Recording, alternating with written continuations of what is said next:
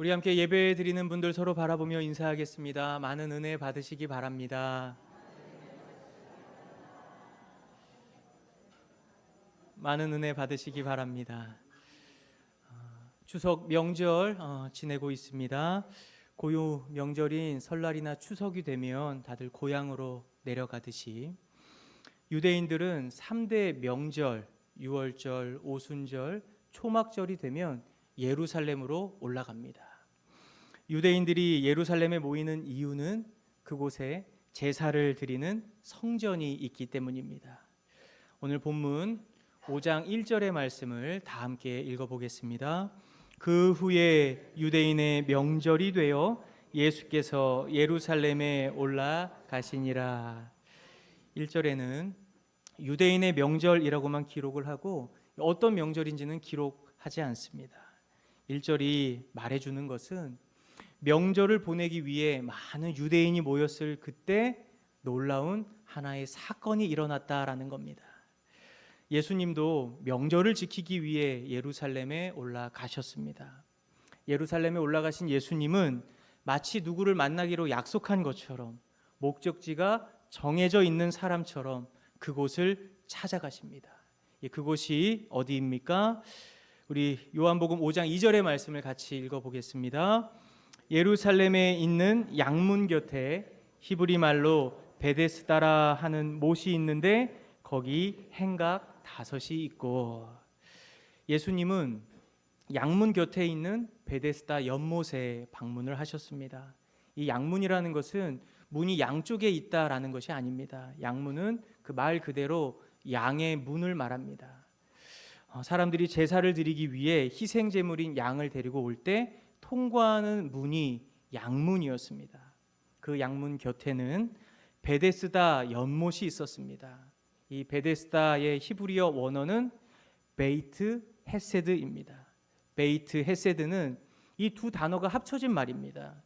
집이라는 뜻을 가진 베이트와 또 헤세드, 이 헤세드는 뜻이 너무 많습니다. 자비, 능력, 사랑, 신실, 긍휼, 이런 여러 가지 뜻이 있는데 성경에 나오는 좋은 단어들은 거의 헤세드입니다. 베이트, 헤세드, 이 두 단어를 합쳐서 해석을 하면 자비의 집이라고 번역할 수가 있습니다. 자비의 집, 이름이 너무 좋죠. 그 이름 때문인지 자비의 집이라고 불리는 베데스다에는 많은 병자들이 모여 있었습니다. 그곳에는 앞을 보지 못하는 사람, 걷지 못하는 사람, 또 혈기 마른 사람, 다른 말로는 중풍병자들도 있었다라는 겁니다. 여러분, 이들의 공통점이 무엇입니까? 사람들의 도움이 없이는 움직일 수 없고 사람들의 도움이 없이는 생활할 수 없다라는 겁니다. 그들이 베데스다에 모여 있는 이유가 있습니다. 오늘 본문 5장 3절과 4절의 말씀 같이 읽어봅니다. 그 안에 많은 병자, 맹인, 다리 저는 사람, 혈기 마른 사람들이 누워 물의 움직임을 기다리니 이는 천사가 가끔 못에 내려와 물을 움직이게 하는데 움직인 후에 먼저 들어가는 자는 어떤 병에 걸렸든지 낫게 되밀어라. 이 베데스다 연못과 관련된 전설이 하나 있습니다. 하늘에서 천사가 가끔 내려와서 물을 움직일 때가 있는데 그때 가장 먼저 물에 들어가는 사람은 어떤 병에 걸렸든지 낫게 된다라는 겁니다. 이 전래동화에나 나올 법한 이야기죠. 베데스다에 모인 병자들은 언제 내려올지도 모르는 천사를 하염없이 기다립니다. 지푸라기라도 잡는 심정으로 그 날을 기다리며 연못 가까운 곳에 누워 있는 겁니다. 그런데 이 천사만 내려온다고 해서 문제가 해결되는 것이 아닙니다. 천사가 내려와 물을 움직일 때에 가장 먼저 들어가는 사람만 치유받을 수 있기 때문입니다. 기록된 것처럼 베데스다에는 수많은 병자들이 있었습니다. 아마도 물이 움직이는 순간 그것이 어떻게 됐을까요?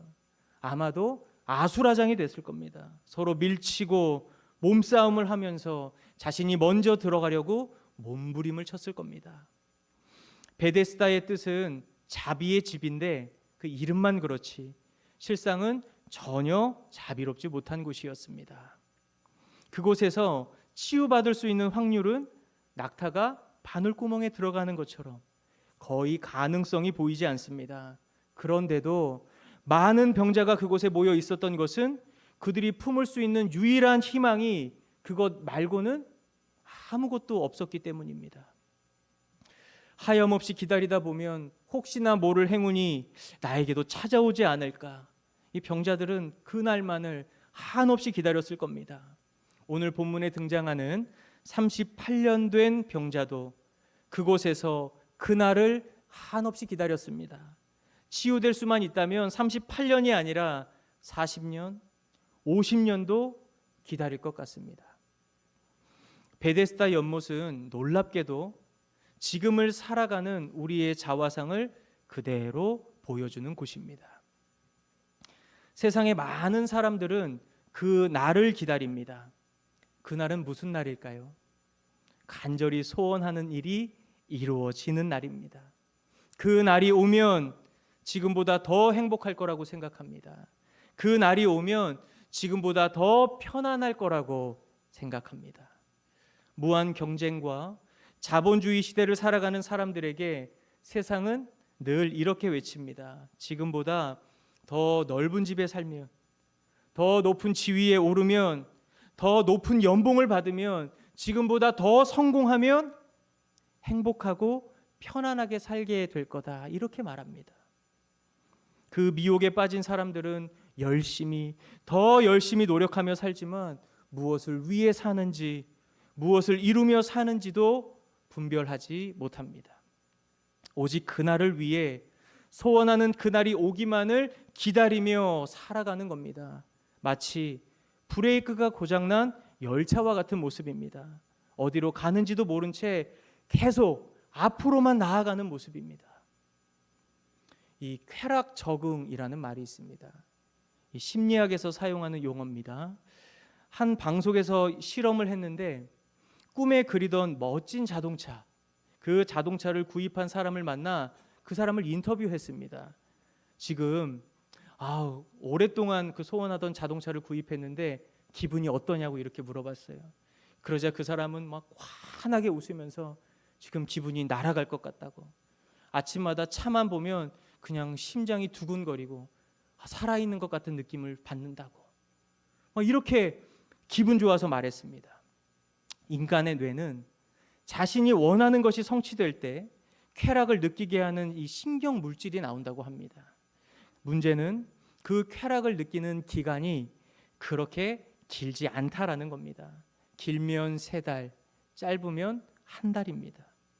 우리의 뇌는 쾌락에 적응하는 능력이 있고 느꼈던 쾌락에 한번 적응하고 나면 더 이상 그 상태를 쾌락으로 느끼지 못합니다. 그래서 사람들이 더 깊은 쾌락, 더 짜릿한 쾌락을 찾아 그렇게 살아가는 겁니다. 그 용어가 바로 쾌락 적응입니다. 이 3개월이 지나고 그 사람을 찾아가 다시 인터뷰를 했습니다. 이제 차를 구입하고 3개월이 지났는데 계속 알람이 울리네요.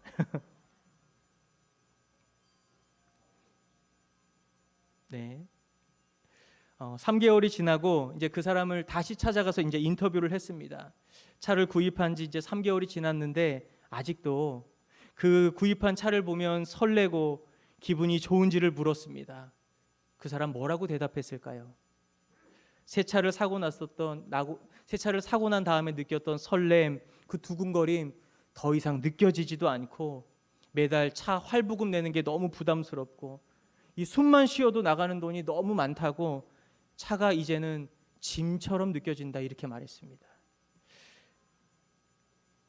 이 차를 구입하고 나서, 다시 말해 원하던 것을 성취하고 나서 느꼈던 쾌락, 그 쾌락은 영원하지 않습니다.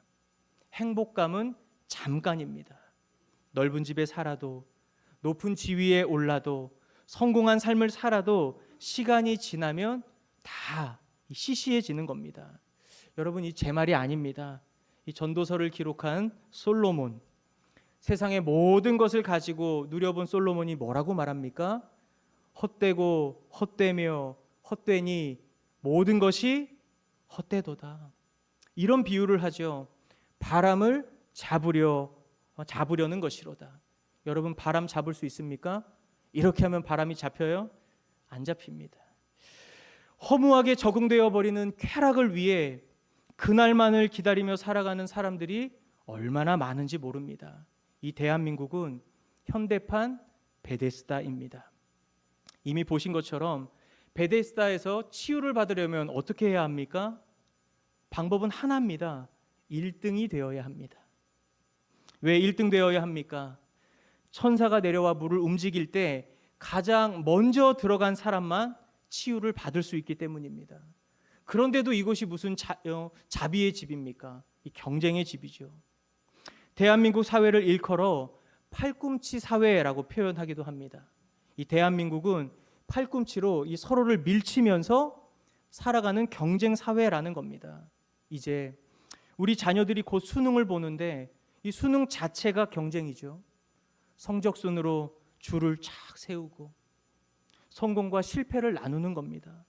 수능을 마치고 채점을 하면서 어떤 학생은 천국을, 또 어떤 학생은 지옥을 맛보는 겁니다.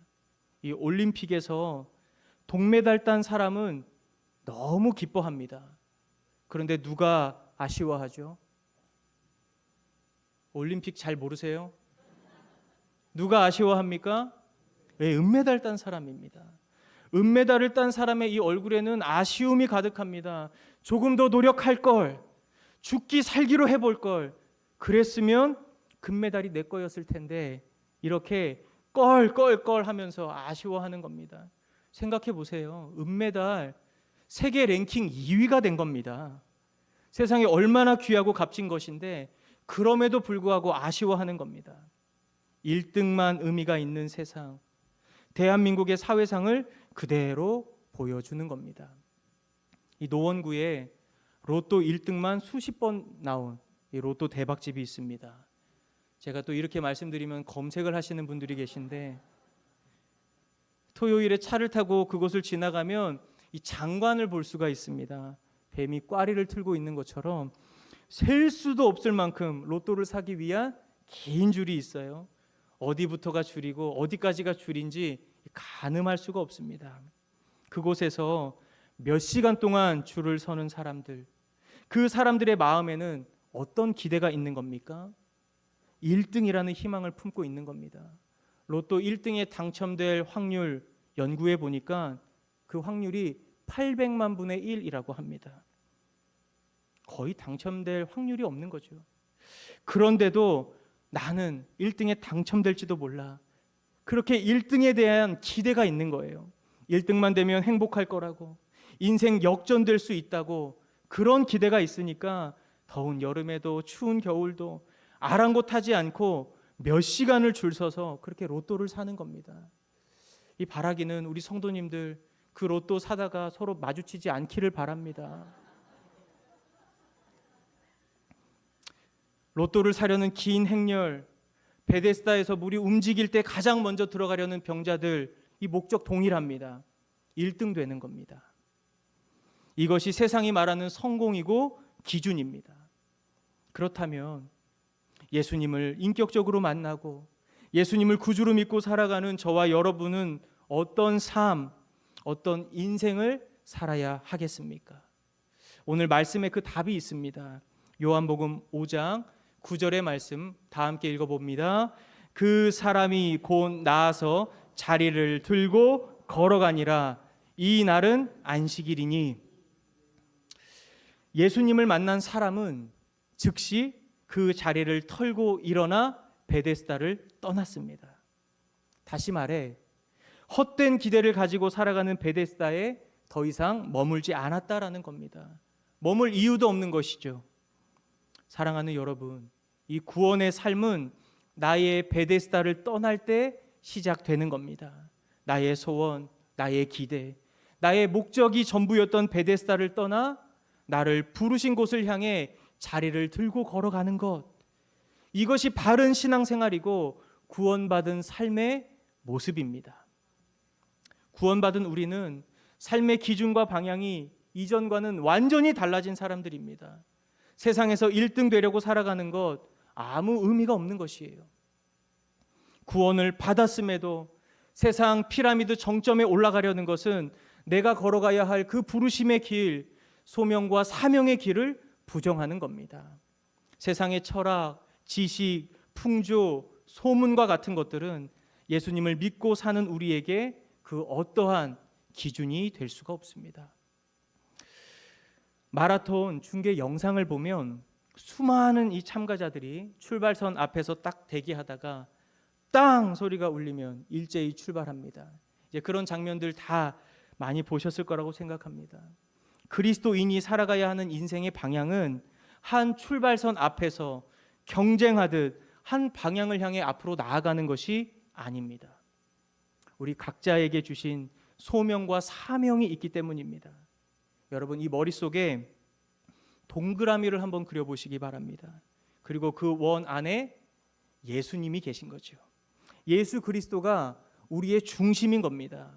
우리는 그 예수님으로부터 각자의 소명과 사명을 받아 세상을 향해 나아가도록, 뻗어가도록 부르심을 받은 존재다라는 겁니다.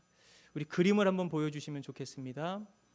이 그림을 보시면 왼쪽 이 한쪽 방향을 향해 나아가는 것, 이 세상 사람들이 나아가는 겁니다. 동일한 출발선에서 하나의 목적을 향해 1등 되기 위하여 나아가는 거죠. 그런데 그리스도인의 삶은 어떤 삶입니까? 오른쪽 보시면 예수 그리스도를 중심으로 예수님을 만난 사람은 이제 예수님이 나에게 주신 사명과 부르심을 향하여 각자의 방향으로 나아가는 겁니다. 경쟁이 결코 아닌 것이에요. 누가 더 멀리 가는지, 누가 더 빠르게 가는지 이것 아무 의미가 없는 겁니다. 각자에게 주신 소명, 사명을 따라 살아갈 때 하나님 나라에서 우리 모두는 다 1등인 겁니다. 사랑하는 여러분, 이 세상에서 1등 되지 않아도 괜찮습니다. 넘어졌어도, 실패했어도, 병에 걸렸어도 괜찮습니다. 우리에겐 길이요, 진리요, 소망이요, 우리를 구원해 주시는 예수 그리스도가 계시기 때문입니다. 이 찬양의 가사처럼 주님이 나와 함께함을 믿는다면 우리는 어떤 고난도, 역경도, 시련도 다 이겨낼 수 있는 것입니다. 바라기는 이 현대판 베데스다에서 떠나는 결단이 있기를, 하나님의 비전을 향해 부르심을 따라 살아가는 저와 여러분이 되길 간절히 소망합니다. 요한복음 5장 5절부터 6절까지의 말씀 같이 읽어봅니다.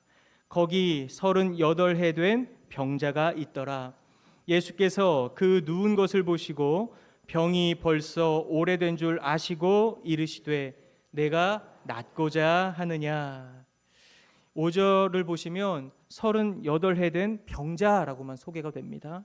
이름도 다른 소개도 없습니다. 특이한 점은 이 사람의 병이 얼마나 오래되었는지 그 연수를 밝히고 있다라는 겁니다. 예수님은 병자를 찾아가서 이렇게 질문하십니다. 내가 낫고자 하느냐? 예수님 그렇게 질문하셨는데 이 병자는 이 예수님의 질문과는 전혀 다른 엉뚱한 질문을 대답합니다. 그 요한복음 5장 7절의 말씀, 요한복음 5장 7절의 말씀 같이 읽어봅니다. 병자가 대답하되 주여, 물이 움직일 때에 나를 못에 넣어주는 사람이 없어 내가 가는 동안에 다른 사람이 먼저 내려가나이다. 병자는 예수님의 질문에 네, 주님, 제가 낫기를 원합니다, 이렇게 고백하지 않았습니다. 병자의 마음을 정확하게 알기는 어렵지만 마치 이 고슴도치가 날카로운 가시를 세운 것처럼 이 병자의 대답에는 원망도 느껴지고 불평도 느껴지고 또한 아직 꺾이지 않은 자존심도 느껴집니다. 여러분, 인간이 가장 어리석을 때가 언제인지 아십니까? 자존심을 버리지 못할 때입니다. 자존심 때문에 싸우고, 자존심 때문에 사과하지 못하고, 자존심 때문에 용서하지 못하고, 자존심 때문에 결국 사랑하지 못하는 겁니다. 교회에서도 다툼이 나는 이유는 누군가가 이 자존심을 건드렸기 때문이에요. 이 교회라고 봐주는 거 없습니다. 자존심 상하면 아주 무섭게 싸웁니다. 직분 상관없어요. 장로가 말려도, 목사가 말려도, 심지어 하나님도 말릴 수가 없습니다. 한 목사님은 이렇게 설교하셨습니다. 전 재산을 하나님께 바치겠습니다. 저의 남은 시간 하나님께 바치겠습니다. 이렇게 결단하는 성도들은 만났다고 합니다. 그런데 저의 성질머리를 하나님께 바치겠습니다. 저의 고집을 하나님께 바치겠습니다. 이렇게 결단하는 성도는 은퇴할 때까지 한 명도 만나지를 못했다라는 겁니다. 다 자존심 때문입니다. 인생을 살아감에 있어 진정 중요한 것은 이 자존심이 아니라 자존감인데, 사람들은 자존감이 아닌 이 자존심을 너무나 중요하게 생각하며 살아갑니다. 이런 말이 있습니다. 자존심의 꽃이 떨어져야 인격이라는 열매를 맺는다. 사랑하는 여러분, 자존심의 꽃이 떨어져야 인격이라는 열매가 맺어지는 겁니다. 자존심 내려놓을 때 성숙한 인격의 사람이 될 수 있다라는 겁니다. 예수님께서 어린아이에게 가서 신앙을 배우라 이렇게 말씀하시는 이유가 있습니다. 어린아이는 자존심 부리지 않습니다. 속상한 일이 있으면 어떡합니까? 그냥 왕 울어버려요. 그리고 부모의 품에 가서 안겨버립니다. 아이는 힘들고 지치면 자존심 그런 거 없어요. 그냥 서 있는 자리에서 아빠 엄마에게 안아달라고, 나 속상하니까 위로해달라고 그렇게 즉시 요청합니다. 여러분, 하나님께서 원하시는 신앙의 모습 어떤 모습일까요? 반대로 하나님께서 가장 속상해하는 신앙의 모습은 무엇일까요? 쓸데없는 자존심을 부릴 때입니다. 이 38해 된 병자는 주님, 저를 좀 고쳐주세요. 주님, 저를 좀 불쌍히 여겨주세요. 이렇게 대답하지 않았습니다.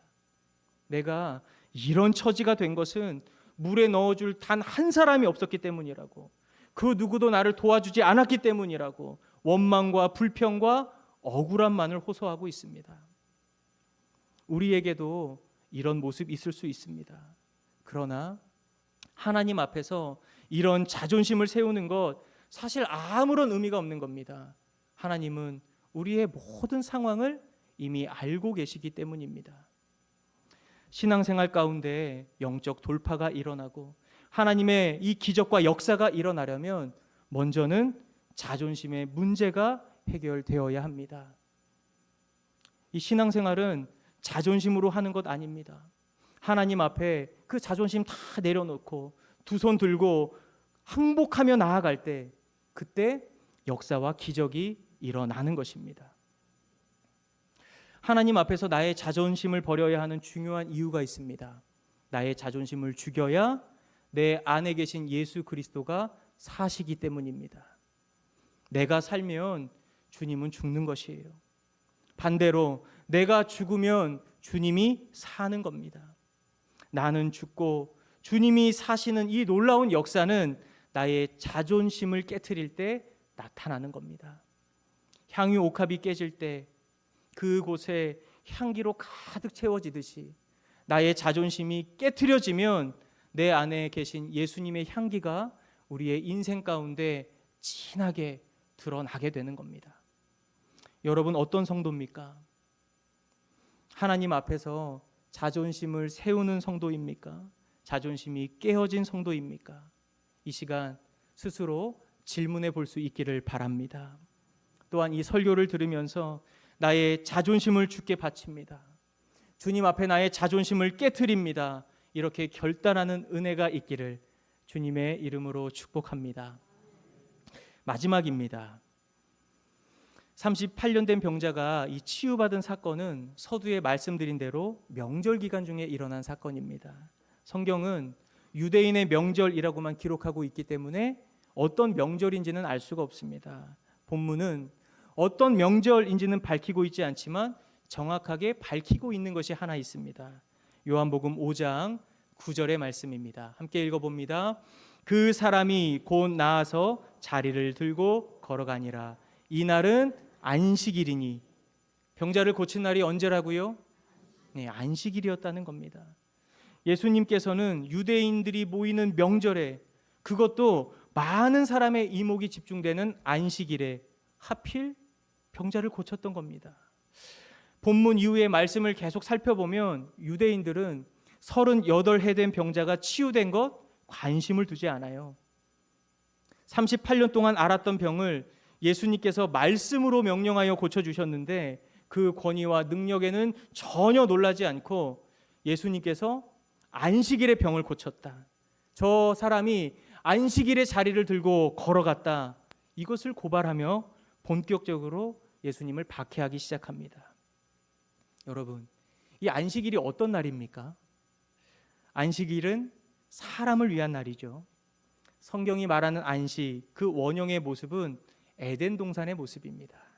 에덴 동산은 하나님 안에서 하나님의 공급을 받으며 안식을 누리는 곳이었습니다.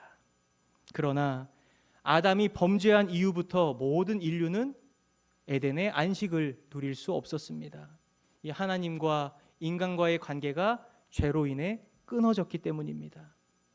유대인들, 율법주의자들 생명처럼 안식일을 지켰습니다. 그러나 진정한 안식은 누릴 수 없었습니다. 정확하게 말씀드리면 안식을 누릴 수 없고 안식할 수가 없었던 겁니다.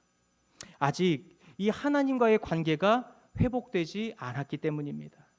하나님과의 관계가 언제 회복된 겁니까? 예수님께서 십자가에 달려 죽으심으로 그 성소의 휘장이 갈라졌을 때 그 순간 하나님과 인간과의 그 갈라졌던 관계가 다시 회복되었던 겁니다. 예수님께서 다른 날도 아닌 이 안식일에 38해 된 병자를 치유하신 목적이 있습니다. 그것은 예수님을 통해 진정한 안식이 회복된다는 것을 미리 보여주셨던 겁니다. 아담의 범죄로 인해 인류가 누릴 수 없었던 이 안식, 예수님으로 인해 온전히 회복되었던 겁니다.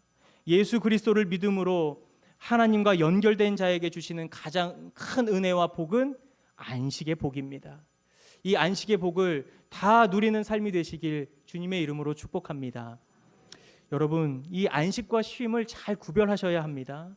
안식과 쉼은 다른 겁니다. 휴일에 낮잠을 자는 것, 자연을 누리며 여행을 하는 것, 커피 한 잔 마시면서 좋아하는 책을 읽는 것, 이런 것들은 유익한 쉼이 될 수는 있습니다. 그런데 쉰다고 해서 그것을 모두 안식이다라고 말할 수 없습니다. 낮잠을 자면서도 여행을 하면서도 한가로운 시간을 보내면서도 우리의 마음과 생각 쉬지 못할 때가 있기 때문입니다. 몸은 5성급 호텔에 머물러 있어도 우리의 마음 참 불편할 때가 있지 않습니까? 진정한 안식은 세상으로부터 얻을 수 없습니다. 세상의 어떤 부귀 영화도 우리의 영을 쉬게 할 수 없습니다. 세상의 어떤 영광도 우리의 영을 기쁘게 할 수 없는 것입니다. 진정한 안식은 오직 하나님 안에서만 얻을 수 있습니다. 이제 긴 연휴가 시작되었습니다. 여러분은 이 연휴를 통해 쉼을 누리고 계십니까? 안식을 누리고 계십니까? 어디에 있든지 무엇을 하든지 하나님 안에 있으면 우리는 안식할 수 있습니다.